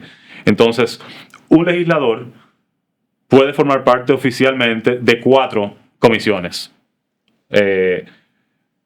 Pero el legislador que hace su trabajo, o sea, que se lee los proyectos, que estudia, que se prepara para asumir posiciones, 4 es más que suficiente. Entonces, yo tengo que tener colegas, compañeros, que me informen sobre lo que pasa en las otras comisiones. Porque de lo contrario, yo responsablemente no voy a poder votar sobre todos los proyectos, porque yo no voy a votar de algo que yo no conozco. Pero ¿qué tantas veces me puedo abstener? Pero si tuviéramos 10 diputados, 10 diputadas, de repente yo estoy en 4 comisiones, el otro está en 4 comisiones, la otra está en 4 comisiones, y ya cubrimos todas las comisiones. Samuel, ¿qué pasó en la Comisión de Hacienda? ¿Qué pasó en la Comisión de Educación? Fulano, ¿qué pasó en la Comisión de Medio Ambiente? Fulana, ¿qué pasó en la Comisión de Salud? Y ya tú empiezas a incidir. Y tú eres un ente de negociación. ¿Qué es lo que queremos ser? Te voy a hacer una pregunta que surgió aquí en el live. Preguntan, ¿qué tú harías con los fondos de pensiones ¿qué tú harías con los fondos para asistencia social que reciben los legisladores? Mira, esa es una buena pregunta. Yo lo he dicho muchas veces. Esos fondos son inconstitucionales. Porque la tarea del Congreso no es brindar ayuda social. La tarea del Congreso es legislar. Es ser un mecanismo de control respecto del Poder Ejecutivo. Entonces, eso no se resuelve yo diciendo, yo no cojo el barrilito. O sea, yo lo puedo decir, y lo he dicho, yo no lo voy a coger. O sea, Samuel Bonilla no va a coger el barrilito. Pero eso no resuelve el problema. Eso simplemente te dice, bueno, Samuel es un tipo honesto. Pero yo no quiero ser simplemente un tipo honesto. Yo quiero que el país cambie. ¿Cómo se resuelve? Vamos a pasarle la papa caliente al presidente. Presidente, no vuelva a mandar un presupuesto al Congreso que incluya esos fondos sociales. Lo que pasa es que el presidente quiere mantener su maquinaria electoral aceitada. Ahora, yo le puedo buscar uso a esos fondos, uso legítimo. Por ejemplo, yo creo que al Congreso le falta capacidad técnica. ¿A qué me refiero? Imagínate tú que yo mañana estoy en el Congreso y yo tengo que tomar una decisión sobre un proyecto, no sé, laboral. Yo no soy experto en temas laborales, o sea, yo me voy a leer el proyecto y voy a, tú sabes, tratar de desarrollar una opinión informada, pero yo quisiera asesorarme de un experto. Yo debería poder contratar a 2 o 3 personas que me acompañen, o sea, lo que es un verdadero asistente legislativo. Pero los legisladores no tienen esa capacidad ahora mismo. O sea, tienen dinero para un mensajero, para una secretaria, para un asistente legislativo, pero creo que son 4 cargos que tienen a su nombre, pero creo que son 80,000 pesos para los 4 cargos. Entonces, es difícil contratar un personal competente. No es que no lo sean, pero para tú contratar profesionales expertos en diferentes áreas, tú necesitas más que eso. Entonces yo creo que a los legisladores se les debería asignar un presupuesto para contratar un personal técnico, un equipo que los acompañe, para no sentirse más cómodos tomando decisiones. Ese sería un uso interesante para esos fondos. Pero definitivamente no para ayudas sociales. Parte del problema es que los políticos tradicionales han educado a la gente para creer que su responsabilidad es resolverle problemas. Hay candidatos en mi demarcación que reciben a la gente en su casa 2 veces a la semana. Y hay filas en las casas de esos candidatos 2 veces a la semana para resolverle problemas. Como que tuviéramos en la época de... Entonces, ahí es que tú te das cuenta, ese es el país que tenemos. ¿Por qué es que no funcionan las cosas? Por eso. El problema de los fondos de ayuda social, del barrilito, se resuelve rápido. Saquen ese dinero del presupuesto. Eso es lo que hay que hacer. Hay que acabar con las exoneraciones.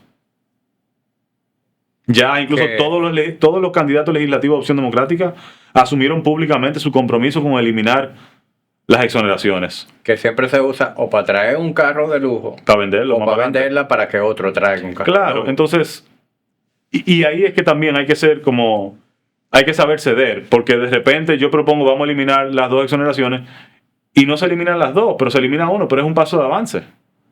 Y yo creo que nosotros tenemos que ser capaces de mostrar esos pasos de avance. O sea, que la gente vea que fruto de las decisiones que estamos tomando, somos un mejor país. Hay que eliminar las exoneraciones. hay que cambiar el régimen especial de pensiones que tienen los diputados, porque mientras los dominicanos y las dominicanas son parte de un sistema de pensiones A, los diputados tienen un régimen especial de pensiones que en 8 años se pueden pensionar. Entonces, ¿qué incentivo tienes tú para transformar el sistema de pensiones cuando tú eres beneficiario de un sistema particular? O sea, eso es como que tú digas, yo soy el capitán del barco y el barco se hunde y yo me desmonto primero, teniendo yo un salario privilegiado, porque los diputados ganan un buen salario. Entonces, tú tienes un buen salario y no pagas impuestos. ¿Quieres tener un sistema de pensiones particular? Aquí es que tú representas. Yo no estoy diciendo que tienen que ser, que tienen que ser pobres para entender. No. Pero tiene que tener sentido. O sea, tú pudieras, por ejemplo, yo reconozco que hay legisladores que viven en territorios lejanos. De repente la Cámara puede tener vehículos que se lo asignen. Y cuando esa persona sale de la Cámara, sigue teniendo el vehículo. Y si le da el mismo vehículo al próximo legislador. O sea, hay formas. Pero esas discusiones las tenemos que tener. Y Opción Democrática ya comenzó a tener esas discusiones y a hacer esas propuestas antes de llegar.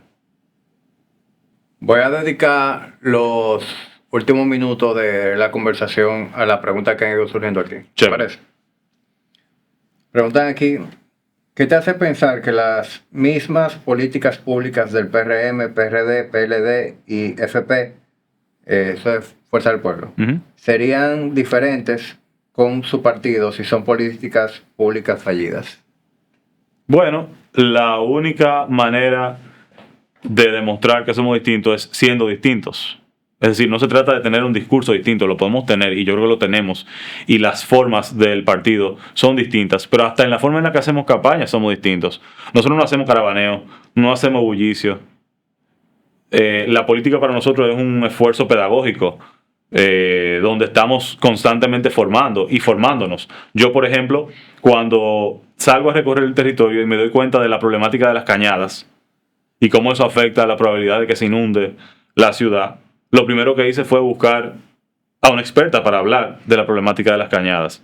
Y he hecho lives con expertos de las cañadas. Mañana aprovecho para decir que tengo un encuentro en el Parque Crisantemos frente al Botánico, casi frente a la Rotonda de Intec, para hablar con 2 expertas en temas medioambientales, para hablar de la necesidad de proteger el jardín botánico, de proteger el cinturón verde y de proteger las áreas verdes en sentido general.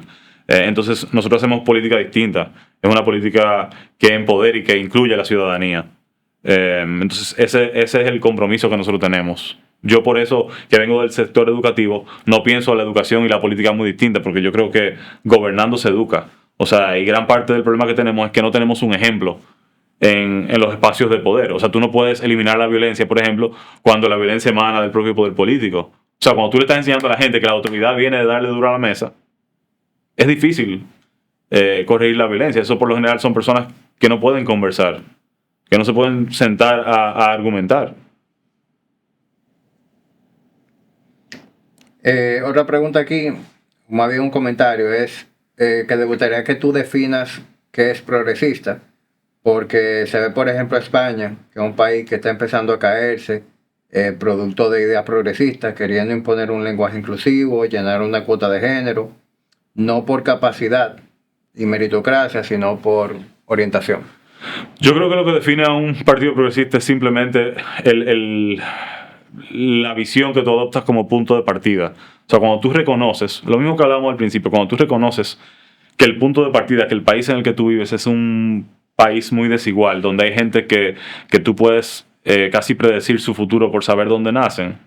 Entonces, tú vas a tomar decisiones para corregir esos niveles de desigualdad, porque tú vas a prestarle atención a la educación pública, porque tú vas a prestarle atención a la salud pública para levantar a esas personas que no tienen con qué, para que no sea una cuestión de que unos merecen y otros no, porque unos nacieron privilegiados y otros no, sino de que no importa dónde tú nazcas, en qué situación tú estás mañana, tú vas a tener insumos mínimos para poder ser un ciudadano con herramientas para enfrentar su realidad. Es tan sencillo como eso. Y yo creo que nadie ve eso mal. Yo creo que todo el mundo está de acuerdo en eso. Yo lo que creo que la gente le molesta es el poder en el que se ha convertido simplemente tener un género o tener una orientación para adquirir ciertas posiciones en donde tú sabes que hay empresas en donde hay índices de inclusividad y se ve ya, eso ha permeado a todas partes, en donde ya tú tienes personas que ocupan posiciones no por un mérito, sino por una orientación o por un sexo. Para mí, por ejemplo, es súper importante que las mujeres estén en los espacios de toma de decisión, porque si la sociedad es diversa y si la mitad de la población es femenina o más de la mitad es femenina, entonces yo creo que tener a la mujer en el espacio de toma de decisión enriquece la perspectiva de ese espacio de toma de decisión. Eso no quiere decir que la mujer no es calificada, por el contrario. O sea, yo creo que, yo no sé lo que significa ideología de género, yo creo que la realidad afecta a una mujer y un hombre de forma distinta. O sea, por ejemplo, gran parte de las tareas de cuidado en la casa le toca a la mujer. Y eso incluso mantiene a la mujer fuera del mercado laboral. O sea, es distinto para una mujer que para un hombre. Entonces, si eso es así y tú quieres que la mujer pueda ser parte del mercado laboral, entonces hay que tomar decisiones para facilitar que la mujer se inserte al mercado laboral. Es tan sencillo como eso. Nosotros lo que queremos es que todo el mundo tenga méritos. Yo creo que todo el mundo tiene talento. Y lo que hay que explotar el talento, pero hay una serie de condiciones de barreras estructurales que impiden que ese sea el caso, y por eso tú tienes una sociedad muy desigual, que lo puedes ver en términos de género, pero también lo puedes ver en términos económicos, y esos lentes también se cruzan, pero no es más que eso. Con el seguro para tu auto Unit, obtienes un seguro full para vehículos de hasta 15 años de antigüedad con la mejor cobertura. Además, incluye seguro full, casa del conductor y asistencia vehicular. Y también puedes incluir un auto rentado. Solicítalo en hasta 12 cuotas mensuales con solo un par de clics en la página www.unit.com.do. Bien. Otra pregunta aquí es... si tú entiendes que está en peligro la democracia, si el partido de gobierno se hace el 70% de todos los legisladores. Absolutamente. Ese es un peligro real. Señores, nosotros vivimos una dictadura de 31 años. O sea, y la dictadura por definición es la concentración de poder en pocas manos o en una mano, un régimen autoritario, que vuelve a la persona. O sea, esta era la finca de Trujillo. Y nosotros decidimos que no queríamos eso, que queríamos vivir en democracia.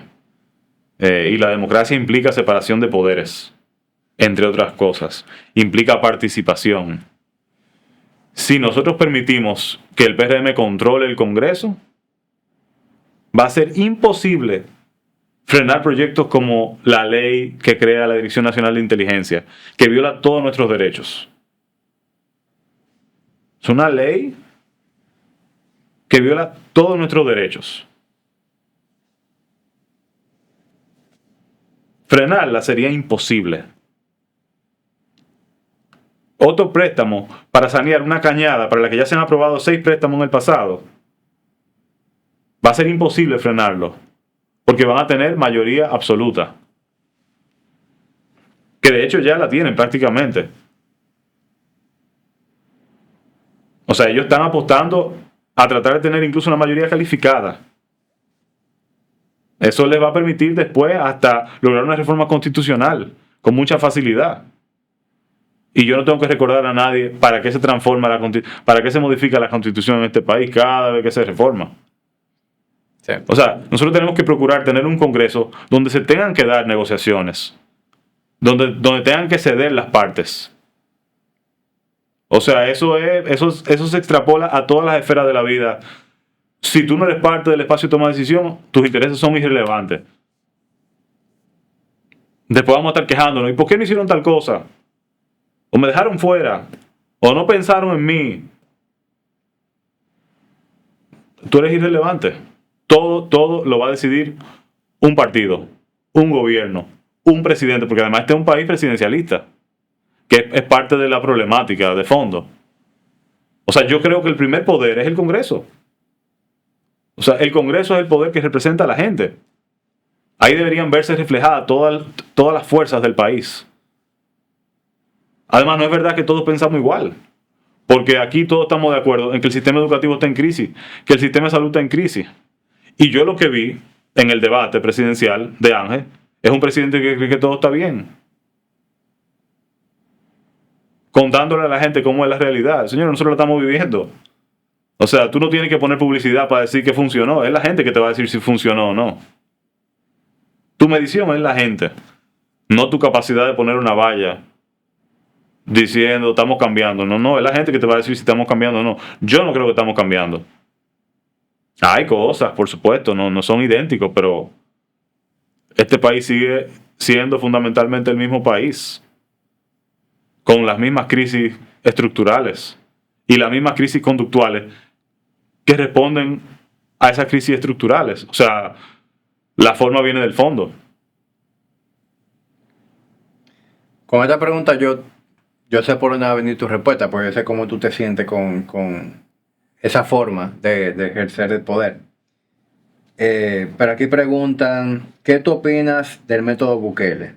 En El Salvador la mano dura aparentemente funcionó y entre comillas resolvieron un problema casi inmediatamente.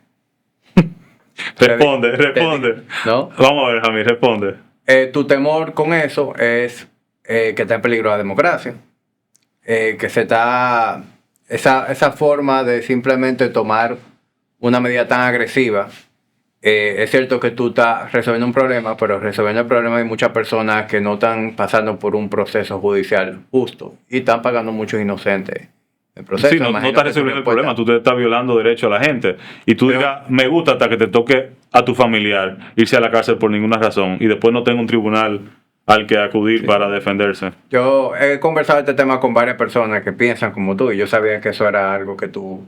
Militarizar el Congreso, eso es inaceptable. O sea, la pregunta anterior era, ¿es real el temor? ¿Tú estás de acuerdo? O sea, tú ves el temor, es eso. O sea, incluso... Yo creo que los Bukeles, los Milei, los Trump, los Bolsonaro responden a la incapacidad de los países de gestionar los niveles de exclusión. O sea, cuando tú ves la República Dominicana es un país de muchos contrastes. O sea, tú tienes casas acomodadas al lado de barrios y viven dos vidas separadas. La gente que vive en la casa acomodada no sabe lo que pasa en el barrio y la gente que vive en el barrio no sabe lo que pasa en la casa. Entonces, se puede estar generando una roncha. Se pueden estar generando tensiones en el barrio y esa gente que vive en la casa acomodada no se entera.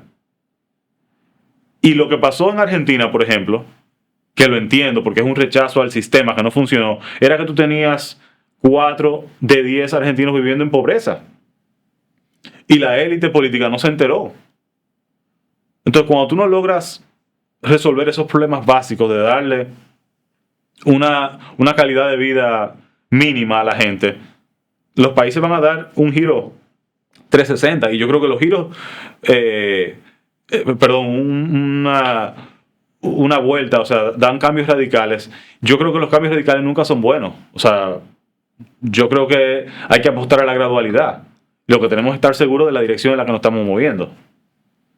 Sí, yo lo que creo es que en el caso, por ejemplo, de El Salvador, pues El Salvador llegó a un punto tal en el que necesitaba solamente un Bukele, lo iba a sacar donde estaban.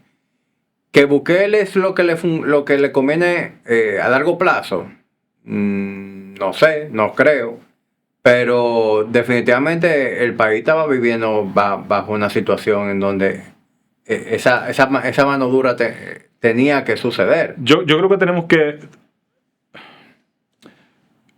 nosotros tenemos que aprender de esas experiencias.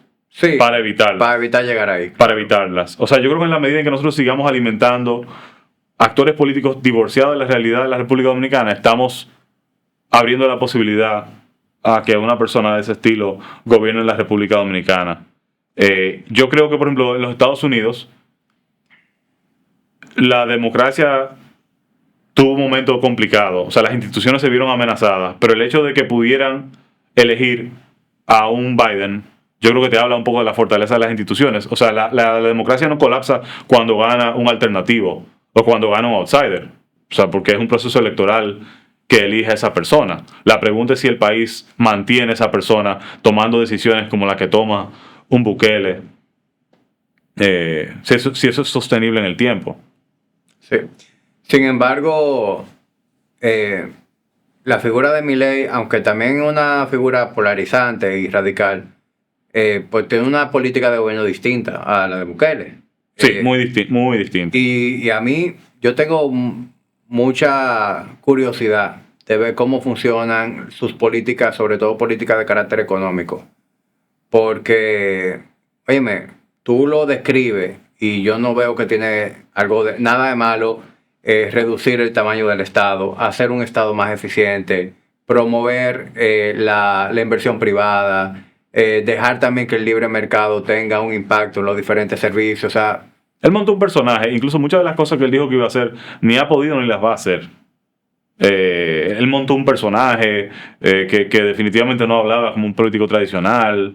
Su estilo era así como volátil y mala palabra y no sé qué. Él montó un personaje. Y ahora incluso ya comenzaron las protestas en Argentina. Sí, pero, o sea, ahora comenzó, pero al mismo tiempo ha mejorado la economía. No sé, hay que darle tiempo. Pero ya comenzaron los procesos de estallido social en Argentina. O sea, justo hace 2 días yo empecé a ver videos de gente protestando porque lo que están haciendo es comprometiendo los servicios públicos. Con eso yo no estoy diciendo que yo creo que Argentina iba por buen camino. No, o sea, yo entiendo por qué ganó Milei. O sea, yo creo que los argentinos querían otra cosa. O sea, y los actores, lamentablemente, el menú era un menú limitado a actores que ya Argentina conocía y que llevó a Argentina a lo que era hoy. Entonces yo entiendo por qué ganó Milei. O sea, Milei es una respuesta natural a un rechazo al sistema. Y nosotros tenemos que evitar que el 100% de los dominicanos rechacen el sistema político, porque en un país donde se rechaza el sistema político no es verdad que estamos bien. Entonces volvemos al tema de la encuesta del país más feliz del mundo. O sea, no puede ser un país donde la gente es feliz cuando hay una crisis política. Una crisis política es una crisis de todas las cosas importantes de nuestras vidas. O sea, porque al final del día todas las cosas que te dan a ti calidad de vida las define la política. Todas. Educación, salud, transporte. Las reglas que condicionan incluso tu empresa. Entonces todo el mundo debería tener un incentivo para procurar que se tomen mejores decisiones. Y eso es lo que yo quiero. Yo quisiera que aquí, que seamos un país de emprendedores. Yo no creo que seamos un país de emprendedores. Yo creo que este es un país de talento. Pero emprender aquí es una odisea. O sea, pero hay talento. Y eso es lo más importante. Entonces yo creo que tenemos que lograr mejores reglas para que la gente pueda usar ese talento y apostar a sus emprendimientos. Sí, aquí hay talento, aquí hay mucha gente trabajadora. Mucha gente echa para adelante. O sea, que hay una cultura de joseo. Pero yo creo que la gente, yo quisiera que la gente deje de sobrevivir y que viva más. Y que pueda descansar los fines de semana y que tengan un parque donde echarse. Y que se sientan seguros. Y que las calles estén iluminadas. Y que tú puedas sentar tranquilo en un café y que tú puedas andar con el celular por la calle sin temor a que te lo roben. Lo que pasa es que ya uno se acostumbró. Entonces ya eso como que uno lo interioriza y ya deja de verlo. Y para nosotros es una utopía. Literalmente es una utopía imaginarnos un estado que te dé educación de calidad, salud de calidad, transporte de calidad, o sea, públicamente. Tienen que ser prioridades. No, claramente, pero se ve tan lejos, Samuel. Bueno, hay que empezar a elegir, legisladores y funcionarios de gobierno, presidentes, senadores, diputados, que crean en esos temas. Sí. O sea, porque lo que tú no te propones como objetivo no se va a resolver. Y yo siempre he dicho que la educación no es una prioridad. O sea, una cosa es que se le asignara el presupuesto. Una cosa es que se aprobara una ley. Pero el gobierno no habla proactivamente del sistema educativo. O sea, tú no notas que esa es su preocupación. No así el turismo. O sea, tú sí ves, por ejemplo, un interés desmedido del gobierno en turismo, por ejemplo. Sí, claramente. Si las discusiones de turismo fueran de educación, este país fuera otro. Imagínate tú un sistema de salud al servicio de la educación. Relaciones exteriores al servicio de la educación. Un sistema de transporte al servicio de la educación. O sea, incluso al principio hablábamos de las ciudades. Y las ciudades es eso, son las universidades, son los hospitales.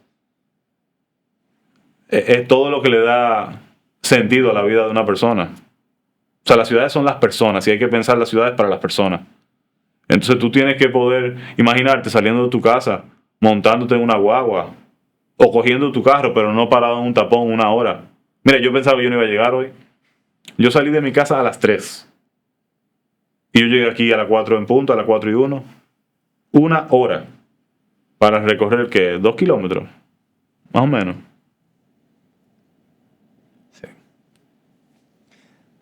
Mira, Samuel, yo quería tener esta conversación contigo porque definitivamente desde el punto de vista de fuerza propagandística, recursos económicos ante las elecciones, tú eres un underdog. O sea, yo te veo como un underdog, Claro. pero un underdog con corazón y con un cerebro grande. Tú perfectamente con la educación que tú tienes, yo sé que tú pudieras perfectamente insertarte en el sector privado y no coger lucha con nada de esto. Y, Bueno, estuviera cogiendo luchas si gente buena no se mete en la política, porque al final ese es el tema. No, pero lo que te quiero decir, tú pudieras perfectamente introducirte en el sector privado, ganar un buen dinero, o te pudiste haber quedado viviendo fuera Ah, sí, sí. y no coger nada de esta lucha. Tú tienes un deseo real de servir. Y yo me atrevo a decirlo con esta firmeza porque yo te conozco. Es decir, no fue que tú me enamoraste con esta conversación. O sea, yo conozco lo que tú eres. Y yo creo que tú tienes muy buenas intenciones. Yo creo que tú tienes una buena propuesta. Definitivamente es indudable que hay que ponerle más carácter y más recursos y más de todo a la educación. Y yo creo que personas como tú es lo que nosotros necesitamos. Sobre todo también si queremos que haya un balance, ¿verdad? En eso que estuvimos hablando, del poder, de la cantidad de legisladores que hay, que vayan surgiendo nuevas opciones a la hora de uno ir a las urnas y no simplemente irnos a los partidos tradicionales y bueno, déjame votar en contra, porque aquí se eligen nuestros gobernantes No, menos en mal. base a rechazo. Déjame salir de este y ahora vamos a salir de este. Nunca es realmente que tú ves un líder que tú dices, este es mi líder. Por lo menos yo nunca me he sentido así en unas elecciones. Así que me siento muy bien con la conversación que hemos tenido. Yo creo que ha sido muy edificante para las personas que han estado escuchando esto. Y te deseo mucho éxito el Gracias. próximo 16 de mayo. Gracias. Bueno, el 19 de mayo. Exacto, el 19. Domingo 19. Correcto, ¿verdad que lo movieron? Sí, no, y yo siempre de verdad a la orden, o sea, feliz de contestar todas las preguntas que tengan. Yo creo que esa es la democracia. Bueno, y aprovecho para decir, como buen político que soy, que voy a estar en la casilla 29, en la casilla marrón, en la primera posición. Yo voto en tu circunscripción. ¿En la 2? Ujú. Genial, genial. Samuel, no puedo despedir esto sin el vino duro. Ese es un detalle Wow. que siempre tengo con mis invitados. Gracias. Gracias Qué a chévere. mis amigos Que me gusta el encantadores. buen vino. Así que yo sé que ese regalo es para Sara más que para ti. Ya. Gracias. Samuel, gracias hermano. A ti. Y gracias a ustedes por acompañarnos hasta aquí. Hasta la próxima. Qué chévere.